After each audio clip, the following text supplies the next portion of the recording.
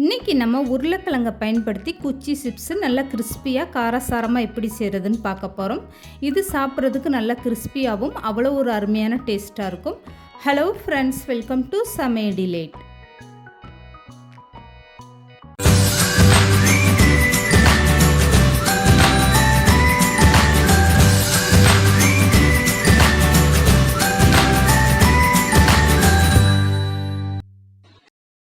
இப்போ இந்த உருளைக்கிழங்கு சிப்ஸு செய்கிறதுக்காக ஃபஸ்ட்டு ஒரு பாத்திரத்தில் 2 கிளாஸ் அளவுக்கு தண்ணி சேர்த்துக்கோங்க.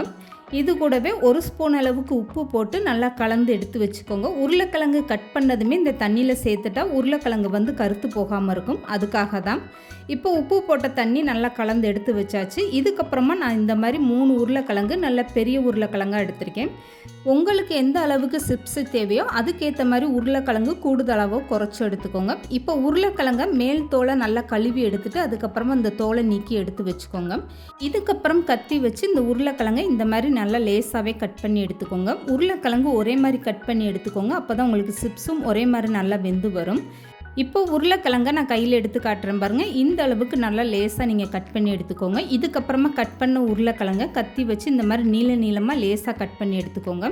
இந்த மாதிரி கட் பண்ணி எடுக்கும்போது தான் உங்களுக்கு அப்படியே குச்சி சிப்ஸ் மாதிரி பார்க்குறதுக்கு ரொம்ப அழகாக இருக்கும். இப்போ உருளைக்கிழங்கை இந்த மாதிரி நீளமாக கட் பண்ணி எடுத்ததுமே உப்பு போட்டு கரைச்சி வச்சுருக்க தண்ணியில் அப்படியே இந்த உருளைக்கிழங்கெல்லாம் சேர்த்துருங்க.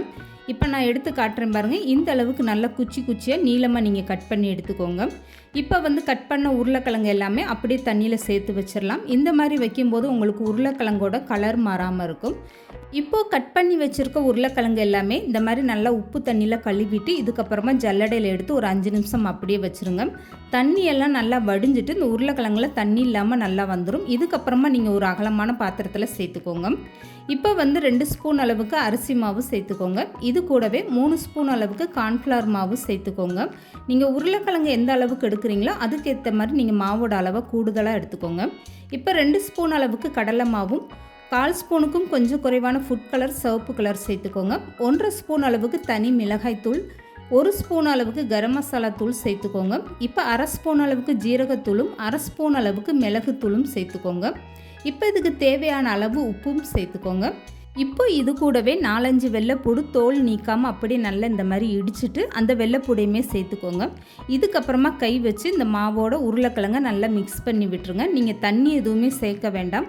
உருளைக்கிழங்குல இருக்க தண்ணியே உங்களுக்கு போதுமான அளவாக இருக்கும். ஒருவேளை உங்களுக்கு மாவுக்கு தண்ணி பத்தலைன்னா இந்த மாதிரி 1 ஸ்பூன் அளவுக்கு நீங்கள் தண்ணி சேர்த்துக்கோங்க. அதிக தண்ணி சேர்க்கக்கூடாது.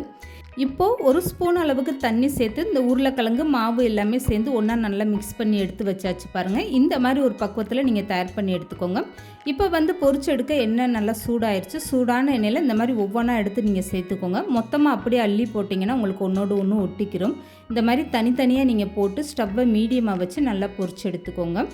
இப்போ இந்த உருளைக்கிழங்கு குச்சி சிப்ஸு நல்லாவே வெந்து வந்துருச்சு. இதுக்கப்புறமா ஒரு கொத்தளவுக்கு கருவேப்பிலை சேர்த்துட்டு இதையும் பொரிஞ்சு வந்ததுமே நீங்கள் அப்படியே எடுத்துருங்க. அவ்வளோதாங்க, நல்ல கிறிஸ்பியாக மொறுன்னு அருமையான டேஸ்ட்டில் உருளைக்கிழங்கு குச்சி சிப்ஸ் ரெடி ஆயிடுச்சு பாருங்கள்.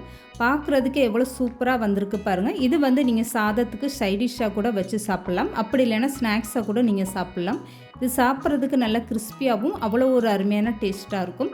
3 உருளைக்கிழங்கு இருந்தால் போதும். இந்த மாதிரி தட்டு நிறைய நீங்கள் அருமையான டேஸ்ட்டில் ஸ்நாக்ஸ் செய்யலாம். கண்டிப்பாக நீங்கள் ட்ரை பண்ணி பாருங்கள்.